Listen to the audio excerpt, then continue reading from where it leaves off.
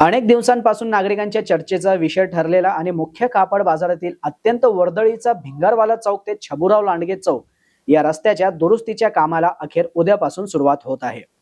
त्याआधी आज लोकप्रतिनिधींनी प्रत्यक्ष स्थळी जाऊन पाहणी करत काम दर्जेदार आणि वेळेत पूर्ण करण्याच्या सूचना संबंधित अधिकाऱ्यांना दिल्या। या पाहणी दौऱ्यात आमदार संग्राम जगताप, महापौर ज्योती गाडे, उपमहापौर धनंजय जाधव, राष्ट्रवादी काँग्रेस पक्षाचे शहर जिल्हा अध्यक्ष संपत बारसकर यांच्यासह पक्षाचे पदाधिकारी, कार्यकर्ते आणि स्थानिक नागरिक मोठ्या संख्येने उपस्थित होते।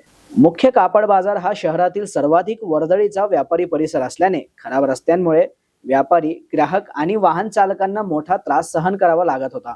या पार्श्वभूमीवर रस्त्याच्या कामास अखेर हिरवा कंदील मिळाल्याने व्यापाऱ्यांनी आणि नागरिकांनी समाधान व्यक्त केले आहे। पाहणी दरम्यान आमदार संग्राम जगताप यांनी संबंधित अधिकाऱ्यांना उच्च दर्जाचे काम, वाहतुकीचे योग्य नियोजन आणि निर्धारित मुदतीत काम पूर्ण करण्याच्या सूचना दिल्या।